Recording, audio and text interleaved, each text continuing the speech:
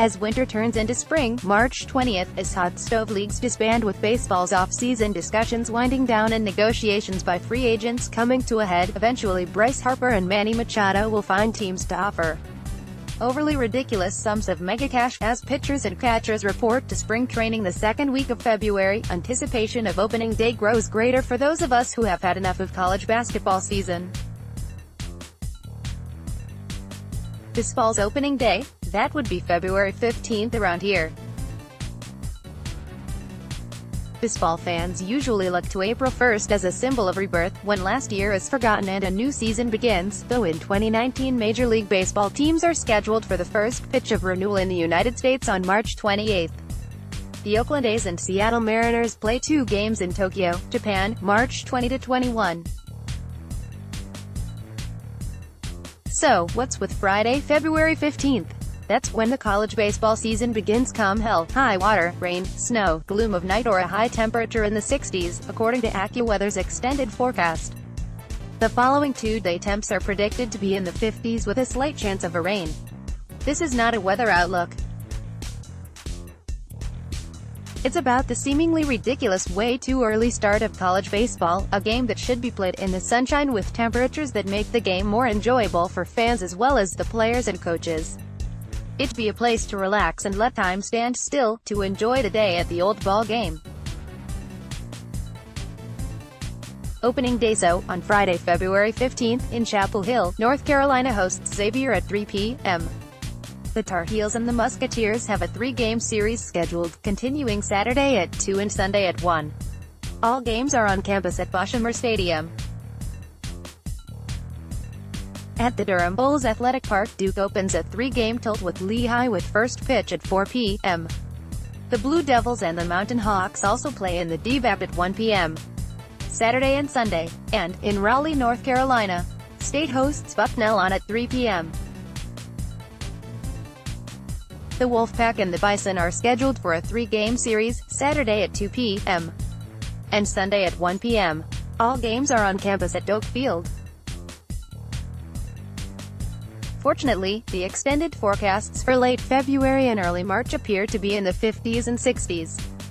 As the month progresses, the 70s are possible, but to quote Nuke LaLoosh in Bull Durham, sometimes it rains. For those who enjoy baseball, especially the atmosphere, the relaxed pace, though on occasion it's too slow with pitchers taking their sweet time, with batters adjusting batting gloves and other stuff, with coaches making pitching changes in a blind second, and the reasonable ticket and concession prices, the college game just starts too soon.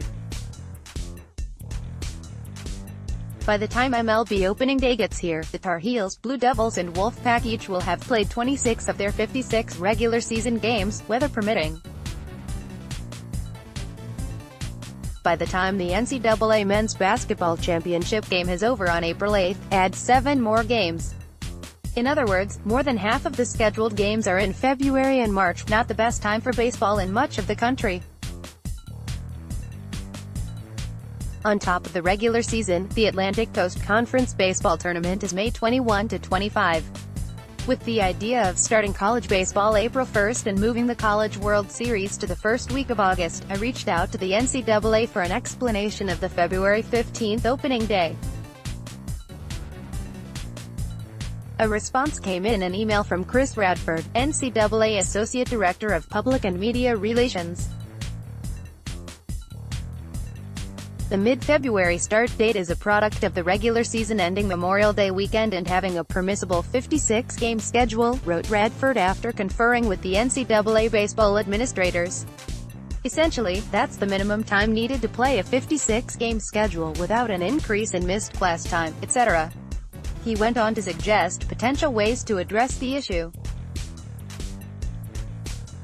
Reducing the number of permissible contests down from 56 has been discussed for many years, but the baseball playing membership has consistently opposed a reduction in games, he wrote. So has extending the end of the season, thus pushing back the championship and College World Series.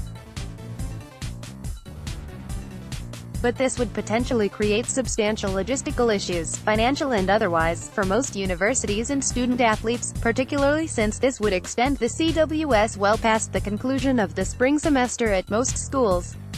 The CWS is now in late June, nearly 2 months after most spring semesters have concluded. So, what's another 40 days?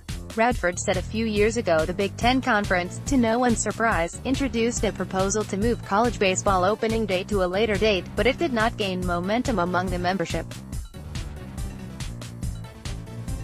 That's too bad. Even so, and weather permitting, I'll be at opening day. Join me, Jim Pomerantz, as a Carey writer.